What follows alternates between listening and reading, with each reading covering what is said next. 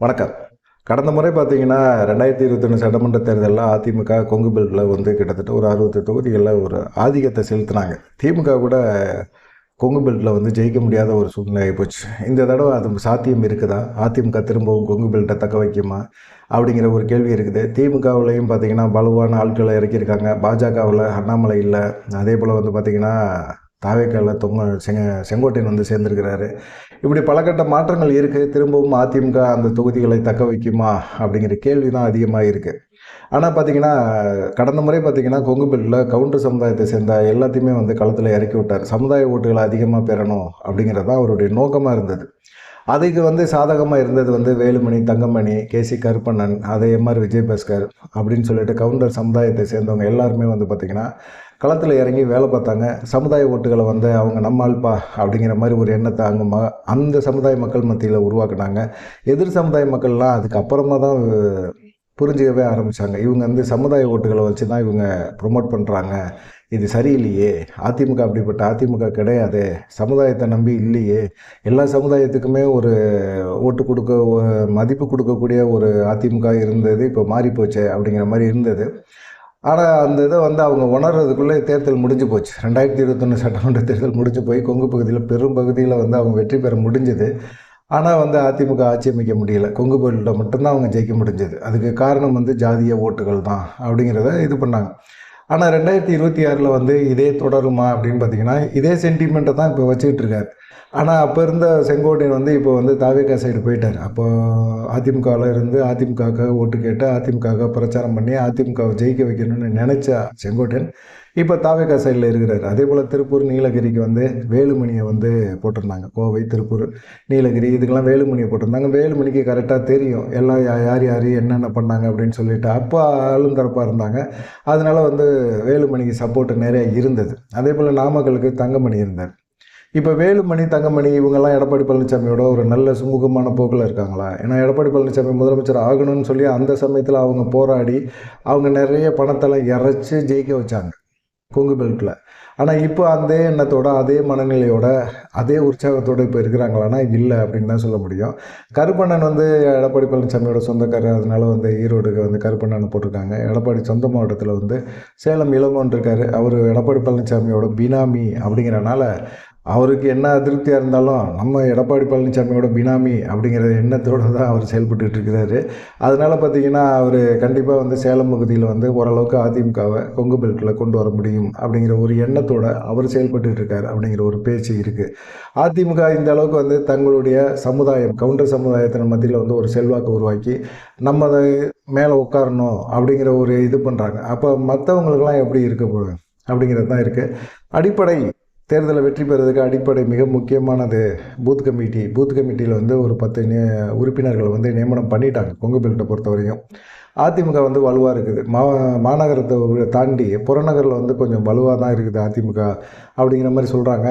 இனிமே தான் பார்க்கணும். எப்படி எப்படிலாம் மாறும் அப்படின்னு சொல்லிட்டு. ஏன்னா, வேலுமணி வந்து தான் தொகுதிய மட்டும் பார்க்கணும் அப்படிங்கிற எண்ணத்தில தான் இருக்கிறாரு. தான் வெற்றிய மட்டும் பார்க்கணும். இந்த தடவ வந்து எடப்பாடி பழனிசாமி சொல்ற எதையுமே கேட்கக்கூடாது அப்படிங்கிற மாரி இருக்கிறாரு. அதனால அவர் வெற்றிக்கு மட்டும் தான் அவர் பாடுபடுவாரு. மத்தபடியெல்லாம் பெருசா எடப்பாடி பழனிசாமியோட சேர்ந்து வெற்றி பெற்று நம்ம ஆட்சி அமைச்சு, ஆட்சியில அமைச்சரவையில நம்ம இடம்பெறுவோம் அப்படிங்கிறது, அமைச்சரவை ஒருவேளை அதிமுக ஆட்சியில உட்கார்ந்தா கூட நம்மள அமைச்சரவையில சேர்ப்பாரா எடப்பாடி பழனிசாமி அப்படிங்கிற ஒரு சந்தேகம் அவர் மைண்ட்ல இருக்கு. அதேபோல தங்கமணிக்கும் எடப்பாடி பழனிசாமிக்கும் இப்போ முட்டிக்கிட்டு நிற்கிறனால, அவங்க முன்ன மாரிலாம் செயல்படுறதுக்கு வாய்ப்பு இல்ல. இருந்தாலும் இந்த சமுதாயத்த நம்பி அவர் நிற்கிறாரு அப்படிங்கிற மாரி ஒரு கால்குலேஷன் சொல்லிக்கிட்டு இருக்கிறாங்க. பார்க்கலாம் எடப்பாடி பழனிசாமிக்கு அதே படைபலம் இருக்கு. அதே அளவுக்கு மனநிலை, அதே அளவுக்கு உற்சாகம் இல்ல அப்படிங்கிறத எடுத்துக்கலாம்.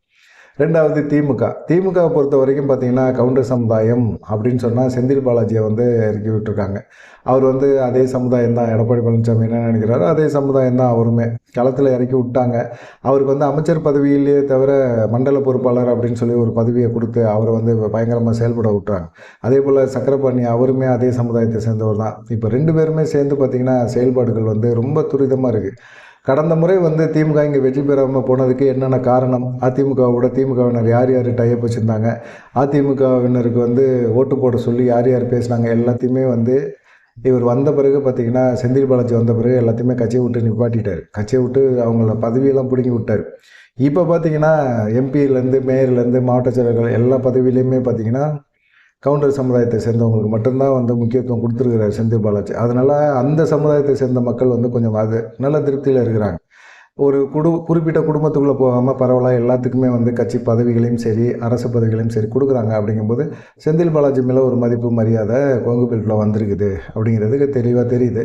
அதே போல் அங்கே வந்து பார்த்திங்கன்னா இந்த கவுண்டர் சமுதாயத்தை தாண்டி நாயுடு இருக்காங்க, அருந்ததி இருக்காங்க, ஒக்கலிக கவுண்டர் அவங்க இருக்கிறாங்க. இவங்களுக்கெல்லாம் திமுக வந்து அவங்க நடத்துகிற அரசு நிகழ்ச்சிகள் இருக்குல்ல, அதில் முக்கியத்துவம் கொடுத்து சேரில் உட்கார வச்சு அவங்களையும் வந்து ஒரு விஐபியாக காட்டுறாங்க. இதனால் வந்து திமுகவை பொறுத்த வரைக்கும் பார்த்திங்கன்னா அவங்கள பொறுத்த வரைக்கும் திமுக இந்த தடவை கொங்கு பெல்ட்டை விடக்கூடாது அப்படிங்கிற மாதிரி தான் இருக்குது. இப்போ கோயம்புத்தூரில் ஒரு மிக நீளமான ஒரு மேம்பாலத்தை திறந்து அதுக்கு ஜிடி நாயுடுன்னு பேரையும் வச்சு விட்டாங்க. அதே போல் வந்து அன்னபூர்ணா ஹோட்டல் சீனிவாசன் அவர் ஜிஎஸ்டி வரி சம்மந்தமாக பார்த்திங்கன்னா மத்திய அமைச்சர் நிர்மலா சீதாராமன்ட்ட ஒரு கேள்வி எழுப்பி அது பெரிய பரபரப்பாகி அவர் போய் மன்னிப்பு கேட்டது அந்த வீடியோலாம் வைரலாகி அதுக்கப்புறமா பார்த்திங்கன்னா சீனிவாசனுக்கு திமுக அரசு தமிழ்நாடு உணவு ஆணைய உறுப்பினர் பதவி கொடுத்தாங்க. இப்படி வந்து யார் யாருக்கு பிரச்சனை அப்படிங்கிறதெல்லாம் நோட் பண்ணி அவங்களுக்கெல்லாம் முக்கியத்துவம் கொடுத்தாங்க. அதே போல் வந்து பார்த்திங்கன்னா பாஜகவும் இதை கைவிடக்கூடாதுன்னு நினைக்கிது. பாஜக இப்போ பிரதமர் மோடி 19ஆம் தேதி வராரு அப்படின்னா அடுத்த 26ஆம் தேதியே பார்த்திங்கன்னா முதலமைச்சர் அரசு நிகழ்ச்சியில் போய் கலந்துக்கிறாரு. கோயம்புத்தூருக்கு அதிக அளவில் நான் விசிட் அடிச்சிருக்கிறேன் அப்படிங்கிற மாதிரி அவருமே சொல்கிறாரு. இப்போ இன்னமும் கோயம்புத்தூருக்கு வந்து திமுக அரசு என்ன பண்ண போகுது? செம்மொழி பூங்கா திறக்கப்பட்டிருக்குது, பெரியார் நூலகம், சர்வதேச அளவில் ஹாக்கி மைதானம் திறக்க போகிறாங்க, கிரிக்கெட் மைதானம் திறக்க போகிறாங்க. இப்படி திமுக பல திட்டங்களை வந்து இது பண்ணியிருக்குது. அது இல்லாமல் வார்டுக்கு ஒரு பகுதி செயலர் நியமனம் பண்ணி கண்காணிச்சிக்கிட்டே இருங்க, திமுகவுக்கு தான் இந்த தடவை ஓட்டு வரணும் அப்படிங்கிறதுல ரொம்ப தெளிவாக செந்தில் பாலாஜி கால்குலேஷன் போட்டு வேலை பார்க்குறாரு அப்படிங்கிற மாதிரி இருக்குது. சரி, அதுக்கப்புறமா பாஜக என்ன முடிவு எடுத்து வச்சுருக்கு அப்படிங்கிறத பார்க்கணும். பாஜகவில் அண்ணாமலை இருந்த வரைக்கும் பார்த்திங்கன்னா மிக முக்கியமாக வந்து பாஜகவோட வளர்ச்சி யாருனாலையும் தவிர்க்கவே முடியாது. பாஜகவில் வந்து அதே கவுண்டர் சமுதாயத்தை சேர்ந்தவர் எடப்பாடி பழனிசாமிக்கு அண்ணாமலை மேலே பிடிக்காமல் போனது காரணம் என்னென்னா, இதே நம்ம சமுதாயத்தை சேர்ந்தவர் ஒருத்தரை வச்சு பாஜக மாநில தலைவர் பதவியை போட்டு நம்மளை காலி பண்ண பார்க்குறாங்க அப்படிங்கிற ஒரு எண்ணம் தான் அவங்கள்ட்ட இருந்தது. குறிப்பாக பார்த்திங்கன்னா மற்ற கட்சியில் இருக்கிறவங்க எல்லாத்தையுமே அண்ணாமலையினால் ஈர்க்க முடிஞ்சது. அண்ணாமலையோட பேச்சு, அண்ணாமலையோட செயல்பாடு, அண்ணாமலை எடுக்கிற முயற்சிகள் இது எல்லாமே இளைஞர்களுக்கு அதிக அளவில் புரிஞ்சுது. அதனால் கவுண்டர் சமுதாய இளைஞர்கள் வந்து அண்ணாமலையை ஒரு தலைவராக அவங்க ஏற்றுக்க ஆரம்பித்தாங்க. அதனால தான் பார்த்திங்கன்னா நாடாளுமன்ற தேர்தலில் கோயம்புத்தூரில் வலுவாக இருந்த அதிமுகவை பின்னுக்கு தள்ளி அண்ணாமலை 2வது இடத்துக்கு வந்தார். அந்த அளவுக்கு வந்து அண்ணாமலையோட செல்வாக்கு இருந்தது. ஆனால் இப்போ கவுண்டர் சமுதாயத்தை சேர்ந்த சிபி ராதாகிருஷ்ணனுக்கு வந்து துணை ஜனாதிபதி ஆக்கியிருக்காங்க பாஜக. அதை சொல்லியே நம்ம ஓட்டு கேட்கலாம் அப்படிங்கிற மாதிரி எண்ணத்தில் இருக்காங்க. என்ன இருந்தாலும் அண்ணாமலையை போல் ஒரு செல்வாக்கு கண்டிப்பாக இந்த இதில் வந்து கிடைக்காது. அண்ணாமலையினால தான் கண்டிப்பாக பாஜகவை கொங்கு பெல்ட்டில் வளர்க்கவே முடியும். அப்போ வந்து எடப்பாடி பழனிசாமிக்கு அவருக்கு பிரச்சனை அண்ணாமலை தான், அண்ணாமலையோட வளர்ச்சி தான் அப்படிங்கிறது தெளிவாக தெரிஞ்சு போச்சு. பாஜகவுக்கும் இது நல்லா தெரியும். அவருடைய கட்சியில் இருக்கிற ஒரு மாநில தலைவரை மாற்றுங்க அப்படின்னு சொல்கிற அளவுக்கு எடப்பாடி பழனிசாமிக்கு தைரியம் கொடுத்து எடப்பாடி பழனிசாமி பேச்சை கேட்டு அண்ணாமலை நிப்பாட்டினதை விட இந்த சைடு பார்த்திங்கன்னா கொங்கு பகுதியில் வந்து அண்ணாமலைக்கு ஒரு முக்கியமான பொறுப்பை கொடுத்து அவர் கொங்கு பெல்ட்டை மட்டும் பார்த்துக்கிட்டோம் அப்படின்னு சொல்லி விட்டுருக்கணும். மாநில தலைவராக இந்த சைடு தென் மாவட்டங்களுக்கு மட்டும் நயினா நாகேந்திரனும் இந்த சைடு கொங்கு பெல்ட்டுக்கு வந்து அண்ணாமலையை நியமனம் பண்ணி ஒரு வித்தியாசமான முறையில் ஒரு ஏற்பாடை பண்ணியிருந்தாங்க அப்படின்னா கண்டிப்பாக வந்து அண்ணாமலை இன்றைக்கி மிகப்பெரிய அளவில் இருந்திருப்பார். அண்ணாமலைக்கு ஒரு செல்வாக்கு இருக்க தான் செய்து அதை வந்து பிரதமர் மோடியே உணர்ந்துட்டார். இப்போ பீகாருக்கு 19ஆம் தேதி வந்திருந்தார் இல்லையா விவசாய மாநாட்டுக்கு, அப்போ கூட சொன்னார் தமிழ்நாட்டில் பீகார் காற்று வீசுது அப்படிங்கிற மாதிரிலாம் பேசிட்டு போனார். ஆனால் அண்ணாமலை இல்லாத ஒரு பாஜக இன்றைக்கி கோயம்புத்தூரில் கொஞ்சம் கொஞ்சம் டல்லு இல்லை, ரொம்பவே டல்லு தான். அண்ணாமலை திரும்ப முக்கியத்துவம் கொடுத்தா இந்த தேர்தலில் வந்து சந்திக்கலாம். கால அவகாசம் குறைவாக இருக்குது, சீக்கிரமாக பாஜக முடிவு பண்ணணும் அப்படிங்கிறத சொல்கிறாங்க. அதே போல் வந்து பார்த்திங்கன்னா அதிமுக அதிருப்தியாளர்கள் பாஜகவில் அண்ணாமலை இருக்கும்போது சேர்ந்தாங்க. இப்போ சேர்றாங்களா அப்படின்னு பார்த்தா இல்லை. இப்போ எல்லாமே தாவேகா சைடு போகிறாங்க. அதுக்கு காரணம் செங்கோட்டையன் அப்படிங்கிற மாதிரி சொல்கிறாங்க. சரி, தாவேகாவை வந்து பார்த்திங்கன்னா கொங்கு பெல்ட்டில் வந்து முன்னாள் அதிகாரி, மாநில அதிகாரி, மத்திய அதிகாரி அருண்ராஜ் மூலமாக வந்து செயல்படுத்தலாம் அப்படின்னு சொல்லிட்டு செயல்பட்டாங்க.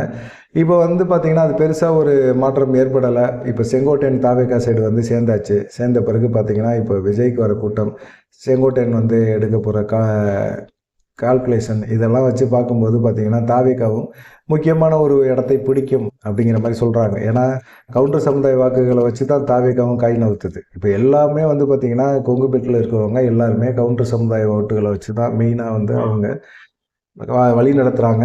அதை தான் குறி வச்சு காய் நவுத்துறாங்க. இந்த தடவை வந்து கடந்த முறை போல் திமுக இந்த தடவை விடாது அப்படிங்கிற மாதிரி சொல்கிறாங்க. பாஜக வந்து டம்மி பண்ணிட்டாரு எடப்பாடி பழனிசாமி. அண்ணாமலை தூக்குனது மூலமாக அவருடைய செல்வாக்கு கொங்கு பெல்ட்டில் இருக்கும் அப்படின்னு காட்டணும்னு நினச்சாரு. ஆனால் செங்கோட்டையன் தாவேகா சைடு போய் எடப்பாடி பழனிசாமியோட செல்வாக்கை சரிச்சிட்டார்.